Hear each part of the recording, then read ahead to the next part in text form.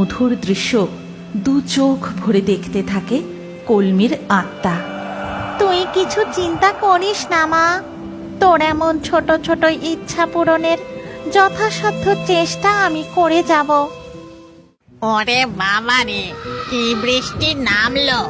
এই বৃষ্টিতে তো আর গাছের ডালে বসে থাকা যাচ্ছে না, কেবলই হড়কে যাচ্ছে। একদম ঠিক কথা বলেছ শাকচুন্নি। এই ভারী বর্ষায় গাছে আর থাকা যাবে না দেখছি। একটা কোনো পাকা বাড়িতে আস্তানা নিতেই হবে।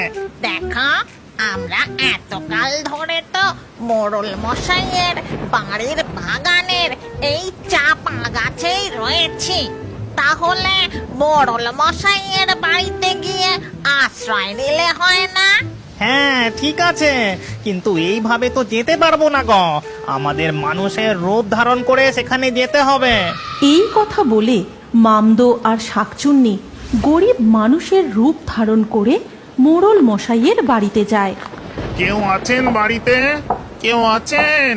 দরজাটা একটু খুলবেন? কে? কি হয়েছে? এখানে কি চাই? কাকে চাইছেন আপনারা? আগে আমরা অনেক দূর থেকে আসছি, ভিন গায়ের মানুষ। এই ভারী বর্ষায় আর এগোতে পারছি না, তাই এই পাকা বাড়ি দেখতে পেয়ে একটু আশ্রয়ের জন্য এসেছি আর কি। কে? এখানে ওসব আশ্রয় টাশ্রয় কিছু হবে না। চেনা নেই জানা নেই, কোত্থেকে চলে এলো যত সব। এই কথা বলে মোড়ল মশাই মুখের উপর দরজা বন্ধ করে ঘরের ভেতরে ঢুকে গেলেন। দেখলে দেখলে একবার ব্যাপারটা, কেমন অহংকার! দুটো মানুষ বিপদে পড়েছে, তার এত বড় বাড়িতে একটুখানি জায়গা দিলে না বাপু? মনে পড়ে গেননি, এই জমিদার বাবুর একমাত্র ছেলে বল খেলতে খেলতে যখন পুকুরের জলে পড়ে গিয়েছিল। মনে নেই আবার? সে কি কাণ্ড!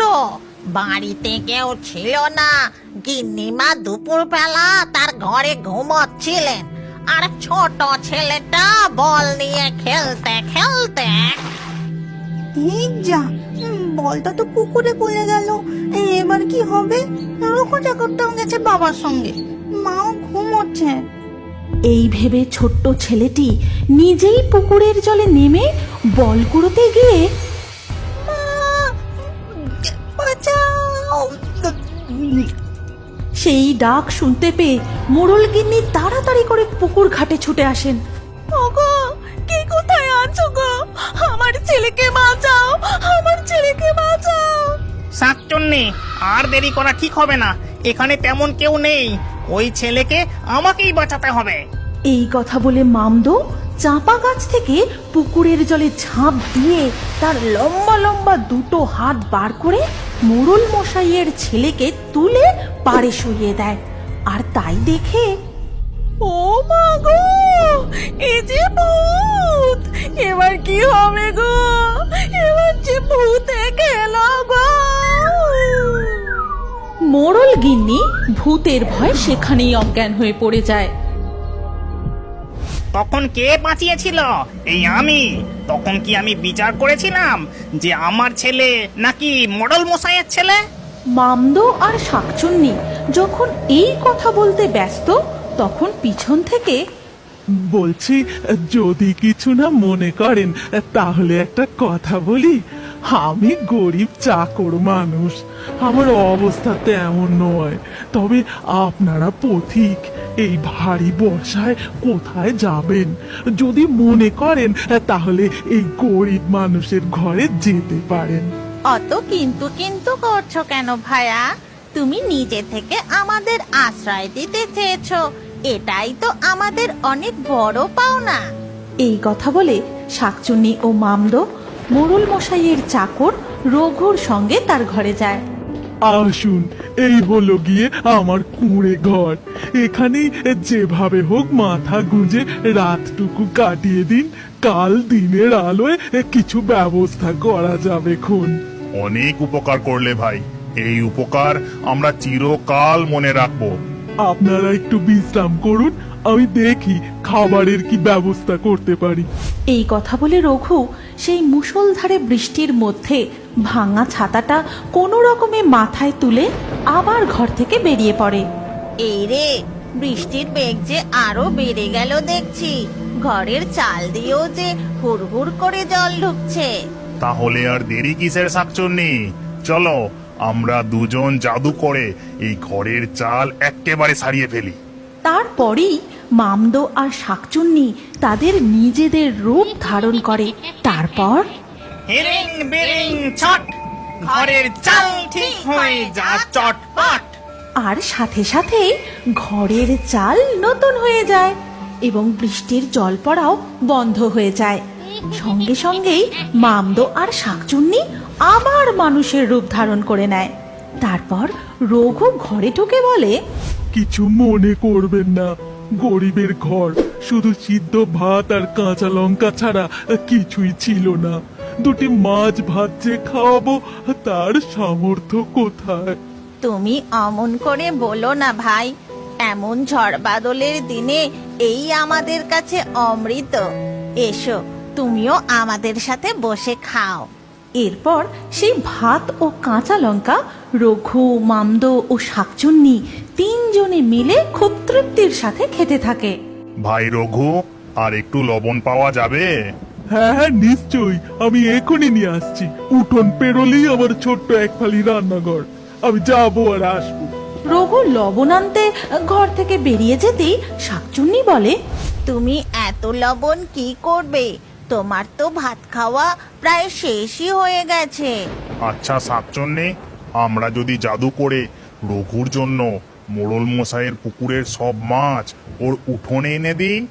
এই কথা বলতেই শাকচুন্নি ও মামদো আবারও নিজেদের আসল রূপ ধারণ করে আর বলতে শুরু করে, হিরিং বিরিং ছট, মোড়ল মশাইয়ের পুকুরের মাছ রঘুর উঠানে আয় চটপট। এরপরেই হঠাৎ রঘুর গলা পাওয়া যায়। বাইরে তখন ঝমঝম করে বৃষ্টি পড়ছে, আর সেই বৃষ্টির মধ্যে উঠানে দাঁড়িয়েই রঘু চিৎকার করে বলছে, এ কি কাণ্ড গো! বর্ষায় পুকুর থেকে মাছ উঠে এসে আমার উঠোনে একেবারে প্যারেড করতে লেগেছে যে। তখন শাকচুন্নি ও মামদো আবারও মানুষের রূপ ধারণ করে বাইরে এসে দাঁড়ায়। আরে ও ভাই, তুমি কি শুধু দাঁড়িয়ে দাঁড়িয়ে দেখবে নাকি? তাড়াতাড়ি মাছগুলোকে ধরো, ওরা যে সব পালিয়ে যাবে।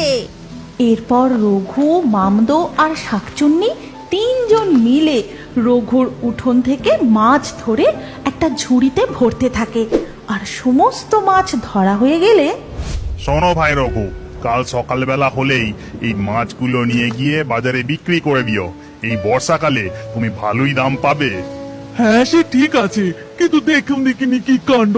মাছ ধরতে গিয়ে আপনারা দুজন যে একেবারে ভিজে গেছেন। চলুন চলুন, তাড়াতাড়ি ঘরে চলুন। এরপর ধীরে ধীরে রাত কেটে যায়। দিনের আলো ফোটার সাথে সাথেই বৃষ্টিও থেমে যায়। তখন মামদো আর শাকচুন্নি, ভাই রঘু, তুমি আমাদের বড় উপকার করলে, তার জন্য তোমাকে আমরা কিছু উপহার দিতে চাই।